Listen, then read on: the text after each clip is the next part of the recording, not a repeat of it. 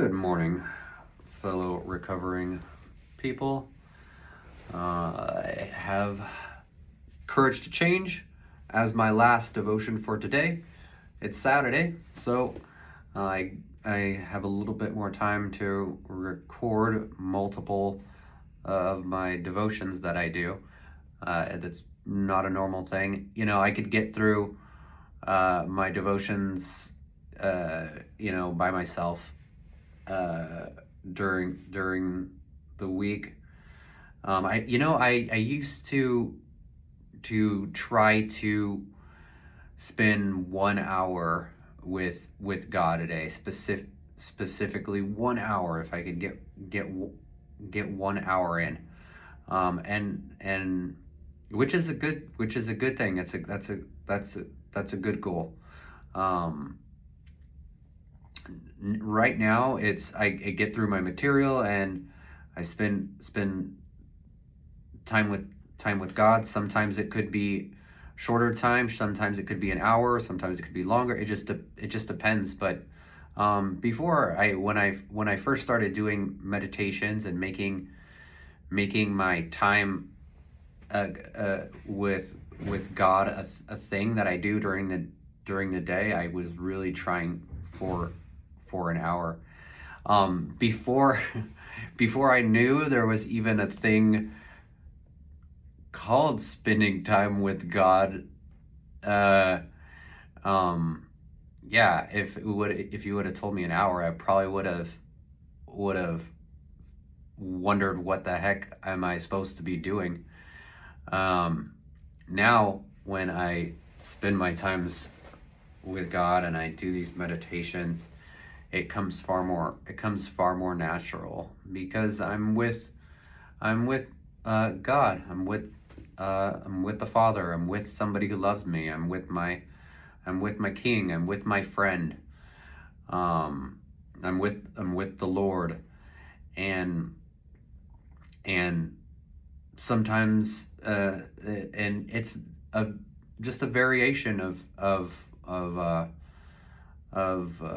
ways that I spend my time with God. So I'm going to do Courage to Change. It's February 14th. I'll make sure I do the February one, y'all. The last Courage to Change one I did January, even though it's February. All right. So confusion can be a gift from God. Looking back on instances when I felt desperately in need of an immediate solution, I can see that often I wasn't ready to act. When I became fully ready, the information I needed was there for the taking. When I know too much about my options before the time is right to exercise those options, I tend to use the information only to drive myself crazy. That's why today, when I feel confused, I try to consider it grace. It may not be time for me to act. I think that dealing with confusion can be like cooking.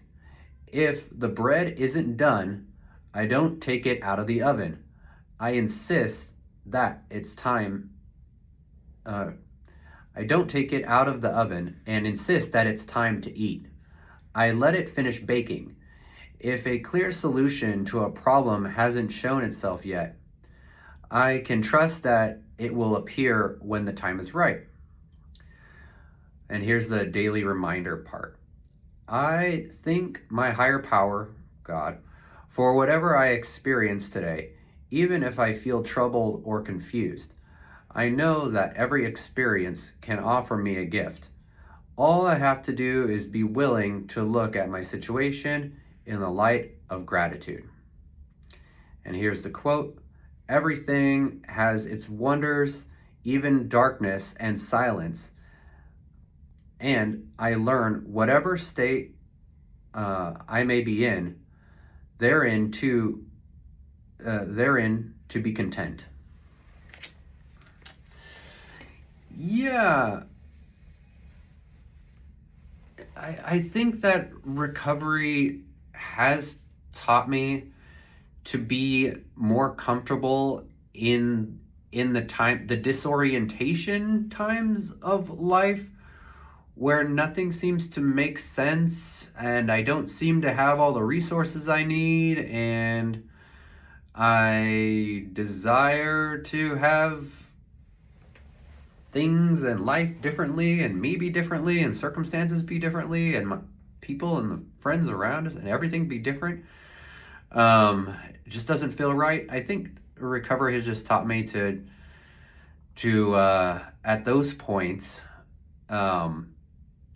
be thankful. I remember my sponsor would have me do gratitude lists in the early days of recovery. He'd tell me, get out a sheet of paper, a physical sheet of paper with a physical pen, not digital, and write out things I'm grateful for and a gratitude list. And now I make that just a regular practice whenever I start to feel like nothing makes sense in the world, nothing's right, and I'm not right. I start to not think positively about myself. I start doing a gratitude list. I start just thanking God and saying, I'm grateful for my health. I'm grateful for the shirt that I have. I'm grateful that I'm grateful for the roads. I'm grateful for I just name the things that are around me that I often would take for granted.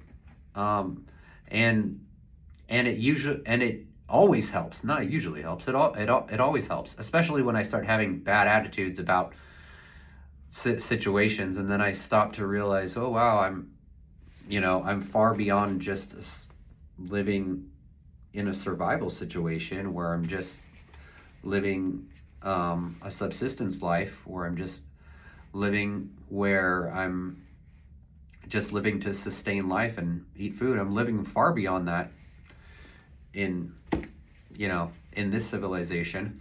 But those attitudes of ingratitude just creep up all the time. So it's very helpful. You know what?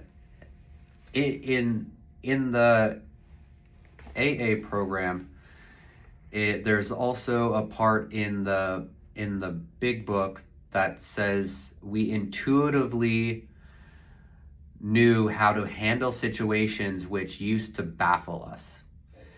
And you know what? That's true. Now that I've gone through the 12 steps, now that I've been in recovery for a while, I certainly intuitively know how to handle situations in life better than I did when I was still untreated or not in recovery. Life was baffling, but now my mind's cleared up, and a part of that is it seems mysterious, but a part of that is when you get clean and sober, or when I stop over focusing on fixing my family, I was able to start reading books, learning about different subjects, taking classes. You wouldn't imagine how much time you have when you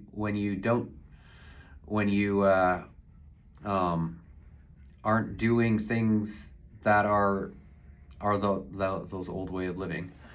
And now I've learned things, and now I have things ready in my mind, how to handle situations. Do I know how to handle every situation that comes up in life? Absolutely not. But I know that when circumstances that are difficult in life come up, that I know to go to prayer. I know to call my sponsor. I know to read a book. I know that probably somebody has gone through the experience that I've gone through.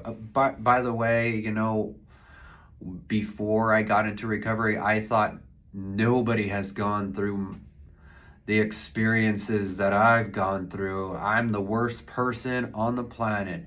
I'm the most pitiful human being on the planet. No one has it worse than me.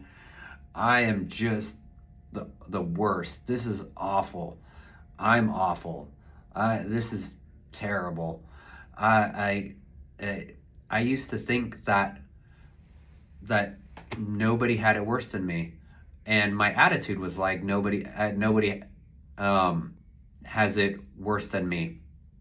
When I got into recovery, um, uh, I learned that was pride in reverse. They call it pride in reverse. Like a person that has pride or a high ego, they think that they're so great. I'm so great. I'm better than everybody. I'm smarter than everybody. I'm more powerful than everybody. I'm better. I'm just better than everybody. That's pride. But pride in reverse is the exact opposite. Like, I'm worse than everybody. I'm sicker than everybody. I'm dumber than everyone. You get the gist. So when I got into recovery and I learned that concept of pride in reverse, I was like, huh, yeah, I totally do that. And I remember my sponsor looked at me one day when I had a bad attitude and I was feeling bad, and he said, God doesn't make junk. And that hit me like a truck, because I was like, huh, yeah, God doesn't make junk. That's right. Okay, thank you. So I really had a way of thinking too lowly about myself and thinking negatively about myself.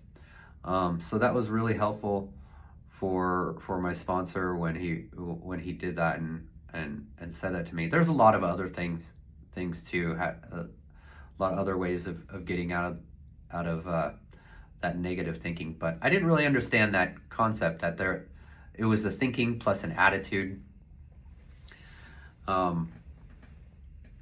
Most likely spiritual sickness, spiritual malady as well. But I don't want to go too long. This is already going pretty long. All right, talk to you later. Bye.